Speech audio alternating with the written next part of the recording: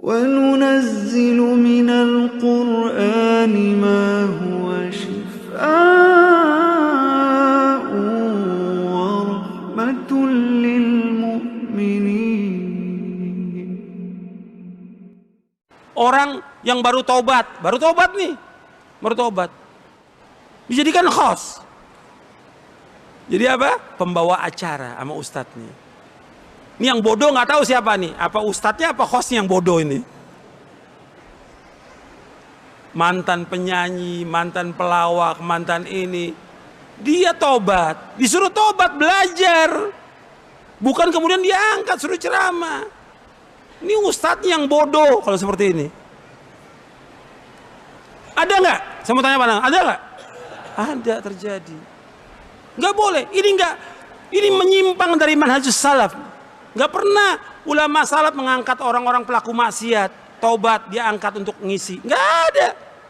Wah, pendeta baru masuk Islam, bukan suruh ngisi, belajar agama yang benar, nuntut ilmu sampai paham dia tentang akidah, tentang ibadah, tentang manhaj, paham dia. Nggak dipanggil kemana-mana suruh ngisi. Akhirnya apa? Ilmunya dia yang dulu yang disampaikan kepada umat Islam, yang ada apa? Syubhat semuanya, bukan ilmu. Nggak boleh dalam Islam. Orang pelaku dosa dan maksiat disuruh oleh Allah untuk apa? Tobat. Dan disembunyikan perbuatan dosanya, bukan diceritakan. Si ustadz bilang, coba deh antum tolong ceritakan masa lalu. Kok diceritakan? La haula wala quwata illa billah. Kan Nabi bersabda dalam hadis yang sahih riwayat Bukhari, kullu ummati mu'afan illa al-mujahirin. Setiap umatku akan dimaafkan dosanya kecuali yang menampakkan dosanya. Bagaimana menampakkan dosa? Malam dia berbuat dosa, sudah ditutup oleh Allah dosanya, pagi diceritakan. Ini masa lalu dia sudah tutup, jangan diceritakan kepada orang. Ini ustadznya bilang, tolong antum ceritakan. La haula. Gimana kalau dia pelacur? Suruh cerita. La haula wala quwwata illa billah. Allah musta'an. Ini kebodohan yang keterlaluan ini ya. Jahil murakkab. Bodohnya kuadrat. Nggak boleh orang berbuat maksiat disuruh cerita. Tutup. Dan kita juga nggak tahu apakah dia taubatnya bisa istiqomah terus atau dia balik lagi. Ada nggak yang udah taubat balik lagi? Ada nggak? Banyak.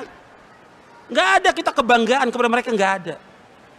Dan nggak ada jasa mereka untuk Islam, tidak ada. Siapapun dia orangnya. Apakah pelaku maksiat? Apakah orang kaya yang membantu dakwah ini? Nggak punya jasa. Yang punya jasa hanya Allah Subhanahu wa taala. Antum ingat itu? Allah abadikan dalam Al-Quran dalam surah Al-Hujurat. Yang punya jasa adalah Allah yang memberikan hidayah kepada mereka. Kita nggak punya jasa dan mereka nggak punya jasa untuk tegaknya agama ini. Yang punya jasa Allah yang meninggikan agama ini, bukan manusia. Antum ingat itu? Siapapun dia orang kaya membantu dakwah, dia nggak punya jasa.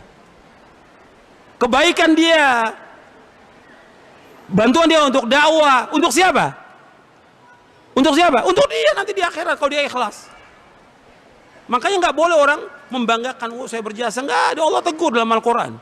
Yamununa alaika an aslamu, qul la tamunnu alaihi islamakum. Balilau yamunnu alaikum an hadakum lil Islam. Mereka berbangga bahwa kami punya jasa dengan Islam ini. Kata Allah, jangan berbangga. Allah yang punya jasa menunjuki kamu. Jadi ini jangan kemudian diangkat yang begini dan diceritakan lagi di Facebook. Ya, disebarkan. La haula wala quwwata illa billah. Orang berbuat maksiat sembunyikan udah. Jangan dimunculkan dia. Meskipun tadinya dia muncul berbuat maksiat, udah antum belajar dulu, belajar udah. Antum ke pondok belajar minimal 5 tahun belajar. Udah, jangan cerita sama orang, jangan ini, belajar. Antum mau nggak selamat dunia akhirat? Antum mau masuk surga apa enggak? Ini kan nggak sabar, pengen muncul lagi. Dan si ustadznya juga membawa lagi. Kalau ceramah ada artisnya.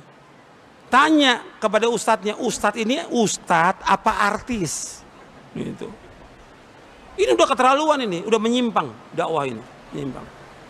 Ini juga pelanggaran yang harus diingatkan yang seperti ini.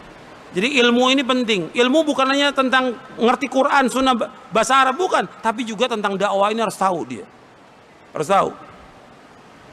Sampai sini paham atau tidak ini? Paham ya.